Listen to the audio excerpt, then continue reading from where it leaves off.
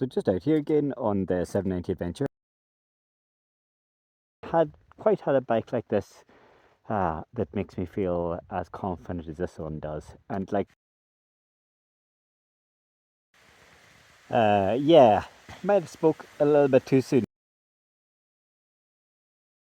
So just out here again on the 790 Adventure, and I thought I would give it a little bit update after coming up on 1,000 miles now with the new 790 Adventure, and having a great time with it. I wonder kind of review so far. It remains positive. I've been taking pretty good care of it, keeping it nice and clean and checking parts and fittings and so on, and being a little bit conscious of the build and the Chinese build thing. Not that I put a huge amount of stock in that, but overall, I mean, I can't find anything that's going to go wrong anytime soon. The bike is behaving really well. On the road, off road, which I am right now, just out for a little bit of a bumble. It's really capable. I'm doing more with it. It's kind of inviting me to do more, which is all you can ask for in a bike like this, really. Yeah, we'll see where the limits are later as I kind of continue on that journey.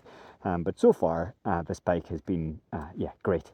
And one thing I did change recently, which has made actually a pretty big difference. I kind of had a false start, and I did it again with a different provider.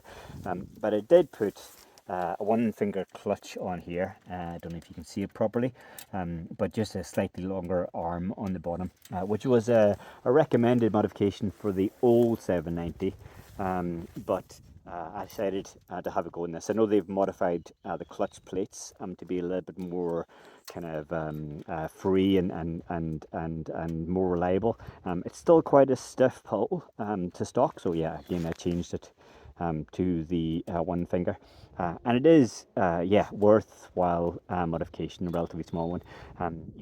Yeah, it's just exactly what it does. It says what it does in the tin. The clutch pull is lighter. It makes off-road and on-road better for me personally. Obviously, you don't have maybe quite as much feel, but because on stock it's so kind of aggressive and abrupt and sudden anyway, the extra feel kind of almost isn't worth it. Whereby with this modification, you get a slightly longer release on the clutch, which gives you more control, and it's just lighter in general, so it's a little bit more user friendly. So definitely a worthwhile modification. Yeah, I don't think I mentioned the last one, the brakes. The double caliper brakes have been really good. No kind of unpredictability. There's very little nose drive in the suspension when you brake, which is something I quite like. I know I've ridden before, not Honda. I'm sure it doesn't apply to all Hondas, but bikes with significant nosedive when you brake hard or even off-road, and it's not a characteristic I like. I like it to be quite predictable in that way. I suppose you get used to anything in that way, but I do quite like that it's the suspension for me is good and what I want it to be for now.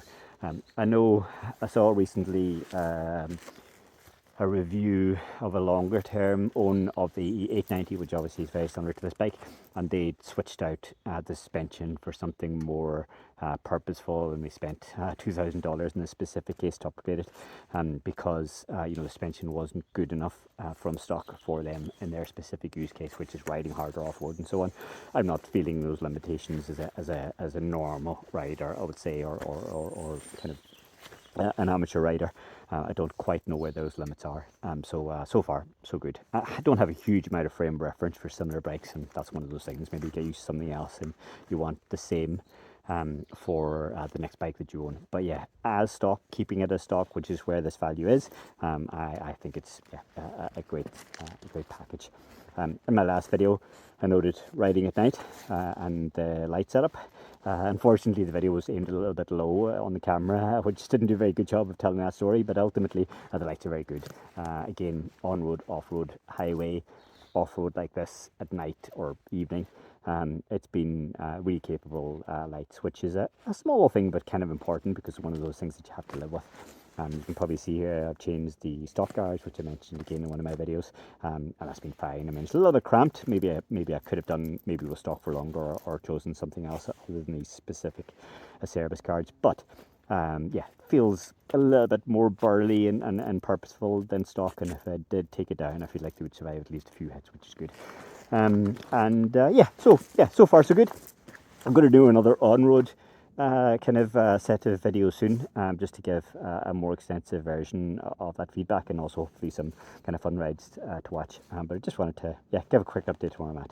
The KTM's 790 Adventure, doing really well, doing great. Thank you. As a bit of an aside, just while I'm out on the ride here, I'm just on some single track, I think, following a public bridleway to an unknown location relatively late at night. You know, I'll do that with this bike. You know, it's like I came down another green lane before this, you know, and came down it, you know, reasonably lively. It was very gravelly and it's a little bit wet this evening, but the bike does so well, you know. I never, for me, it's like I haven't quite had a bike like this that makes me feel as confident as this one does. And like, there doesn't seem to be like a gotcha for that. It's not like giving me false confidence, it's just very capable. So I'm coming down this this kind of grass. Really no worries, I'm going to see where this goes. Hopefully I don't have to come up a really snotty lane in a minute, but I just wanted to give an update that for green laning, this 790 and the KTMs in general seem really good fun. Might have spoke a little bit too soon. That looks very dark and foreboding down there. I can hear running water as well. Quite hard to get back up from where I am. Maybe I should walk down. I should actually walk this route. I mean, I don't know how I'd get a turn around in the first place, but let's go. The joys of finding a really good route that isn't so good once you get a little bit further in. Although all part of the adventure. Okay, that was not to plan. It does not look good down here. I'm not quite sure which way to go at the bottom either. And you can't really see here. But lots of rock. It was raining a little bit earlier. That'll look quite slippy. A lot of loose rock, big rock. I think I saw someone actually come down here on a video on a bigger bike and maybe struggled a little bit as well. So I didn't feel too bad. So the job now is going to be to get this beast turned when I've already came slightly too far. But luckily I probably have a chance of getting it turned. Fun and games. But I think I'll come back here when it's dry and maybe try it uphill instead. That would be easier. Downhills always make me pause. What'll I do here? Probably have to spin it.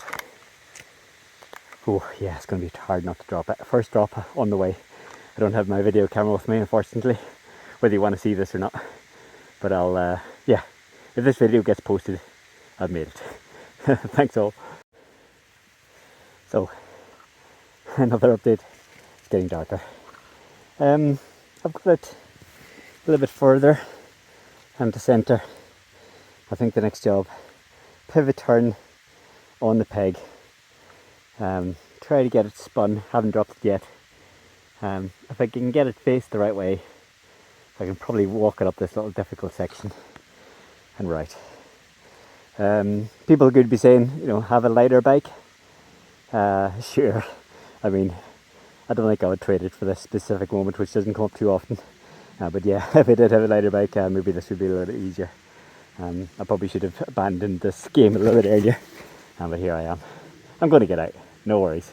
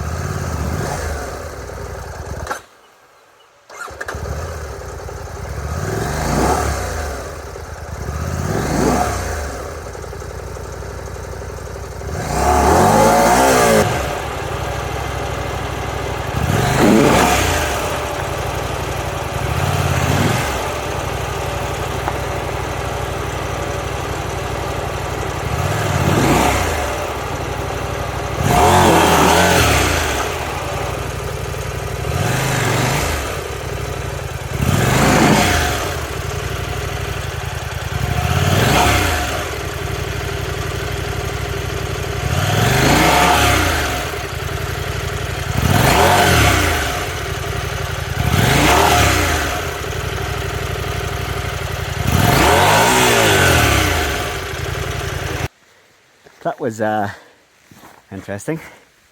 Just a couple of drops. We'll see how the stock handlebars, not handlebars, crash guards have survived that little outing. It has started to rain, which I like to think complicated that slightly. Quite slippy, some rocks. But alright, which is the main thing. And that was it. There's this rough and ready place here. But it's fairly straightforward beyond my stop here. Right, handguard, a little bit scratched, that's okay. Tank, I scratched the tank a little bit up here, it's just stones on the bottom. I can probably get that fairly cleaned out. All of this did what it's supposed to do. That won't even be seen afterwards. So a little bit of battle scarring, nothing on the bodywork. Would have touched here, that's okay. Pegs are okay. Yeah, so just a bit of stone scratching on the tank. And that was going to happen eventually. It's not a proper adventure bike till you do that. If you made it this far, thanks for watching my ridiculous struggles. Comments welcome. People to tell me never do that kind of thing again, it's totally fine, I probably will. But regardless, totally open to suggestions. Good night all. Thanks for watching.